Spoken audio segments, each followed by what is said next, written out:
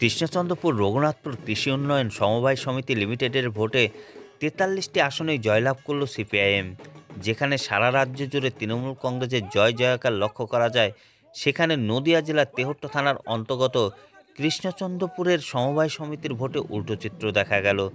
রবিবার সকাল 10টার সময় থেকে শুরু হয়েছিল ৪৩ আসনের রঘুনাথপুর কৃষি উন্নয়ন সমিতি লিমিটেডের ভোট, কিন্তু ভোট গণনার শেষে দেখা যায় ৪৩টি আসনে তৃণমূল কংগ্রেসকে হারিয়ে জয়লাভ করে সিপিআইএম এবং কৃষ্ণচন্দ্রপুর রঘুনাথপুর কৃষি উন্নয়ন সমবায় সমিতি ভোট দখল করল সিপিআইএম।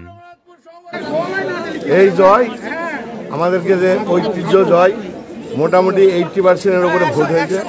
এরা ভোটে আমরা উইনার হয়েছি এবং আমরা 75% ভোট আমরা পেয়েছি। কত আসনে ভোট হয়, কত আসন জয়লাভ করেন? কত আসনে ভোট হয়, কত আসন জয়লাভ করেন আপনারা? ৪৩টা আসন, ৪৩টাই বামপন্থী প্রার্থীরা জয় হয়েছে এবং এই ভোটটা এই তৃণমূলরা মানে কত রকম চালবাহানা করেছে। মোটামুটি ভোট 3বার এবার হলো ভোটটা, এরা ভোট হইতে দিচ্ছিল না।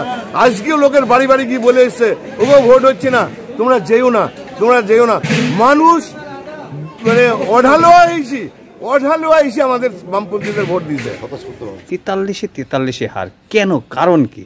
এর কারণ হচ্ছে অঞ্চল নেতৃত্ব যারা দিচ্ছেন, অঞ্চল প্রেসিডেন্ট বলুন আর জেলা কমিটির সদস্যই বলুন আর ব্লক সভাপতি বলুন, এই অঞ্চলের পরিস্থিতি এখন বর্তমানে তেহট্ট সাব ডিভিশনে বা তেহট্ট এই বিধানসভার আন্ডারে যারা নেতৃত্ব দেয় তারা সবাই জানে যে রঘুনাথপুরের হালটা কেমন। আমি বারংবার বলেছি যে এই নেতৃত্ব থাকাকালীন তৃণমূল বিলুপ্ত হয়ে যাবে। আমি এর আগেও দুবার স্টেটমেন্ট দিয়েছি যে তাড়াতাড়ি অঞ্চল সভাপতি চেঞ্জ করুন, ইয়াং জেনারেশন নিয়ে আসুন, ইয়াং মুখ নিয়ে আসুন।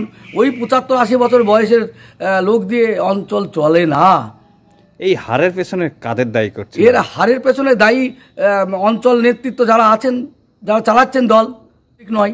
আপনি কি মনে করেন যেটা গোষ্ঠীদ্বন্দ্বেরই ফল? গোষ্ঠীদ্বন্দ্ব তো পুরনো ছেলেপিলেকে তো ডাকেই না, এরা ইনঅ্যাক্টিভ করে রেখেছে। সেই কারণেই কি আজকে হার?